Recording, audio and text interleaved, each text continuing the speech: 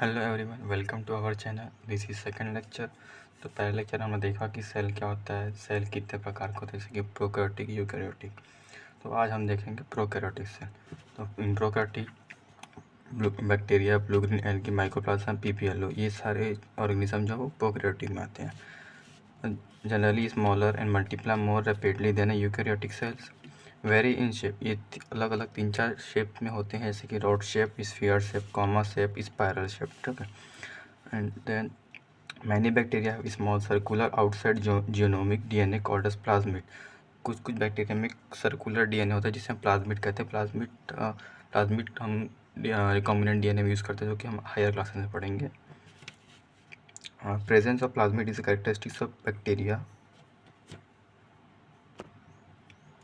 No organelles like one in eukaryotic are found in prokaryotic।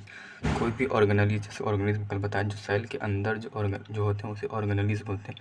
तो कोई भी organelle जो कि यूकैरियोटिक और प्रोकैरियोटिक में नहीं पाया, सेम नहीं पाया जाता, एक्सेप्ट राइबोसोम। राइबोसोम प्रोकैरियोटिक और यूकैरियोटिक दोनों में मिलता है। Okay, so next topic is some unique characteristics of prokaryotic cell. First is presence of inclusion body. Inclusion body क्या होता है? It is a reserve material stored in cytoplasm not bounded by any membrane. जो inclusion body reserve material है और stored in cytoplasm. Cytoplasm में stored होता है, किसी भी मेम्ब्रेन से बाउंडेड नहीं है। For example phosphate granule, cyanophycean granule, glycogen granule, gas vacuole.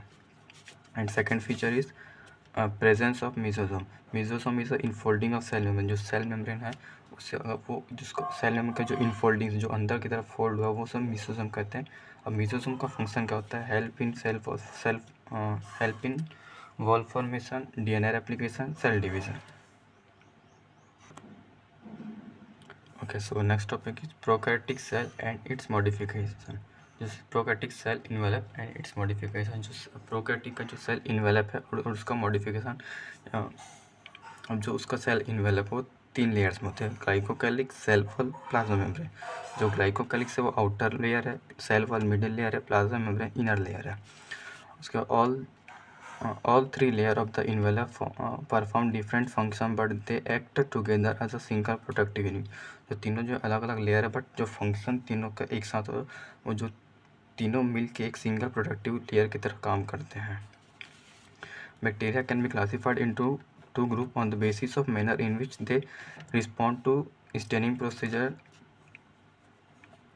जब किसी बैक्टीरिया को हम स्टेन करते तो स्टेनिंग प्रोसीजर, स्टेन मतलब कि उसके ऊपर हम कुछ मतलब स्टेनिंग बोले तो कुछ जो कलर्स जो शो करेंगे जब स्टेनिंग में, उसके थ्रू हम उसको दो क्लासेस में क्लासीफाई कर सकते हैं। First gram positive and gram negative.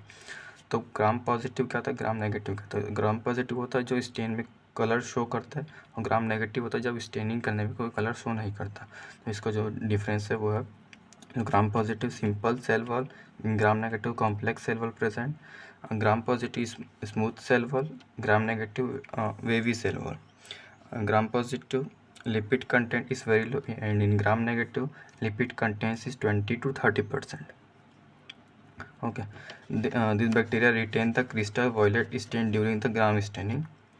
The gram negative, this type of bacteria do not retain the crystal violet stain during the gram staining.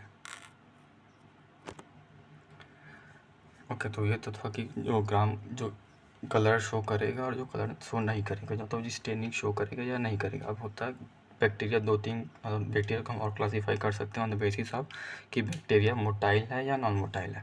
तो ये एक नॉर्मल से एक बैक्टीरिया है, उसका जो ये सेल आउटग्रोथ है, जो कि फ्लैजेला, पिलाई एंड फिम्ब्री। ठीक है। अभी तीनों का फंक्शन क्या होते हैं? जो फ्लैजेला होता है, जो फ्लैजेला है, it is a outgrowth of cell and help in a movement of cell, and in pili help in sexual recombination, fimbri help in attachment with the rock and host body.